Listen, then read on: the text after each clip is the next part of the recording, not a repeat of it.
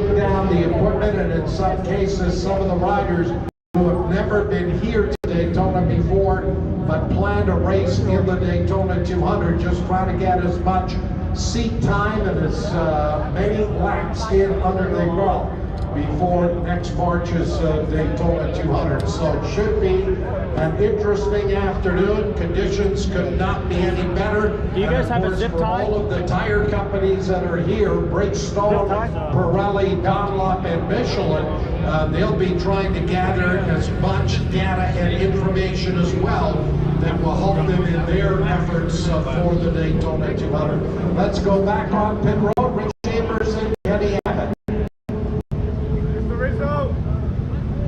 Yeah, Kenny's getting some stuff organized here. He'll jump back in just a minute, Pat, but the team's getting... We're going to the pit area. I'll try to cover the pit stops for you. I decided not to put the camera on board as it would prevent me from talking, commentating, looking at the teams. So I'll do the best I can.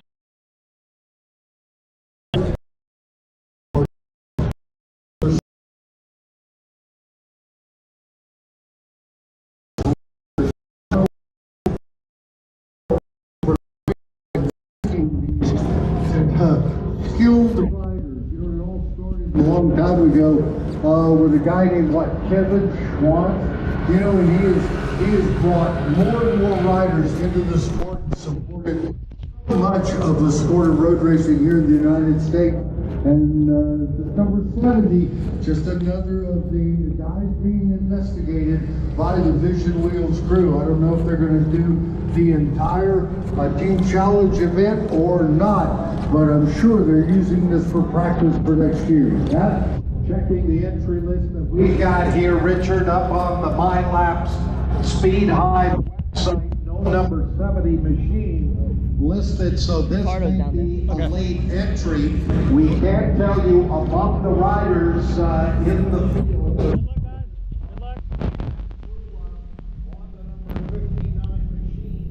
Good luck, y'all. The fastest of the riders, then you go It's Asra's. about a second and change back to the number 64 Team Pirelli tires. I believe Where's that our is pit? Shane Narbonne.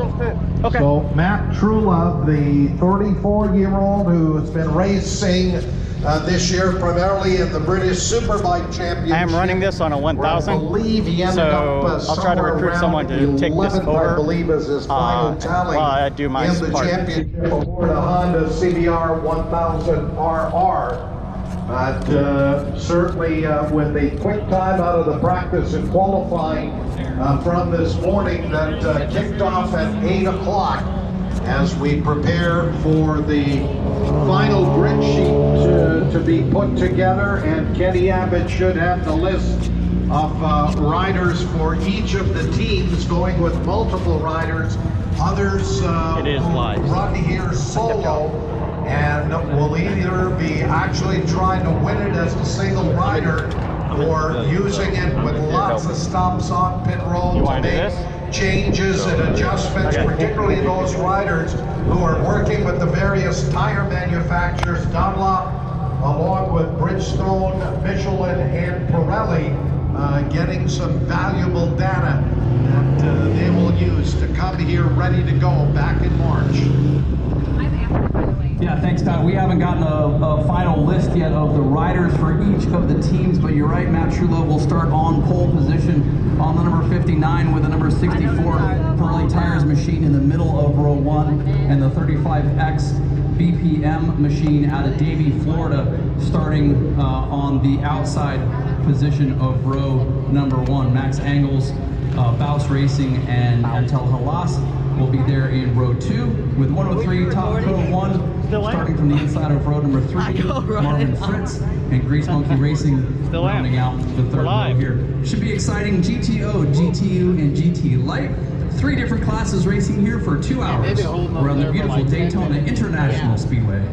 And Kenny, you've called a lot of the Asra Midwest events, including a bunch of the Team Challenge events, and it looks like Top Pro has entered 4 different teams. There's a Top Pro 1 that will line up 7, but then further down that starting grid, we've got Top Pro 4 forward, that will be 14th on the starting grid. Top Pro number 2, that's the number 111 machine, is 15th. And then the last of the 4 Top Pro entries there in the team challenge, Top Pro 3, the number 39 machine, back in 23rd on the starting grid.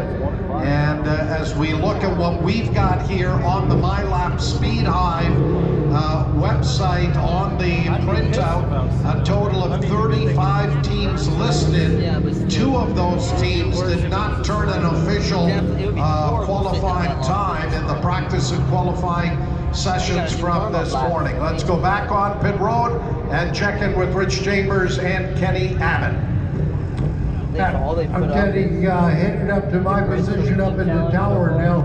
It's going to be a central wheel, basically know exactly who the lead guys are, and total laws and what have you, just the riders who jump to the front. But how long will they stay there, and what is their plan? Back on Road 3, Grease Monkey Racing, they've got a plan. Also Martinez there with the shot at the championship. Now back in GTU, Coleman Powersport has a struggle on their hands.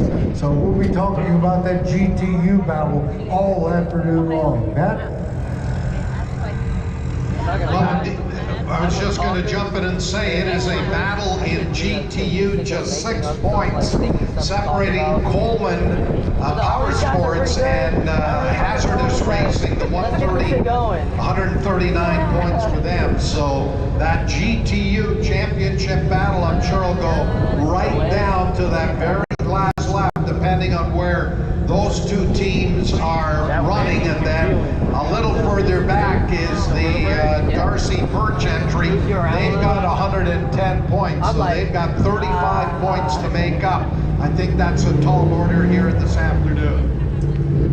Pat, we talked to one of the top pro principals down here. You guys have a lot of motorcycles on the grid this afternoon. Tell us some of the strategies you got going on. Well, we're ready to do this battle. We every year try to compare it with everybody here. We're so happy to be back on the Daytona.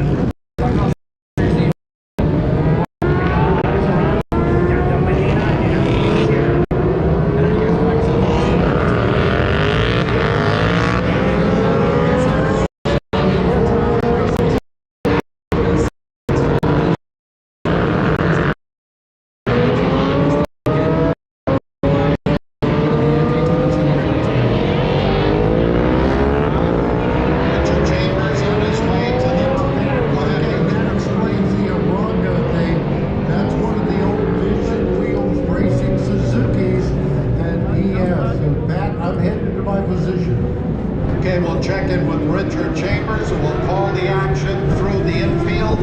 I will pick them up as they come out at turn number 6 and head it up 31 to and then follow them off of NASCAR 2 at the Super Speedway.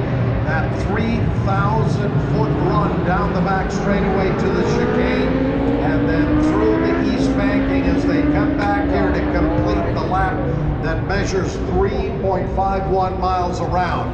We welcome you to the World Racing Daytona International Speedway for the American Superbike Racing Association Daytona Race of Champions. All of the various championships going down to the wire here over the next 3 days. Pat Gonzalez here in the tower overlooking this magnificent speedway, and the other voices on our public address system, that of Kenny Abbott, the Asra Midwest Series announcer, and of course former Daytona 200 racer turned announcer Richard Chambers, who I've had the pleasure of working with here at Daytona since the mid-'80s, announcing the various races both here in October as well as for many years the Daytona 200 and all of the other races that made up Daytona Bike Week. Riders making their way back on around. Let's check in with Kenny Abbott on pit road. Kenny? Yeah, Pat, new starting procedures this year. You'll see one of the assistant starters at the front of the grid with the crimson flag. She's going to hold the field as they come back and get into their grid position. The starter has moved. Trying to get the start for you guys. Down boards, 5, 4, 3, 2.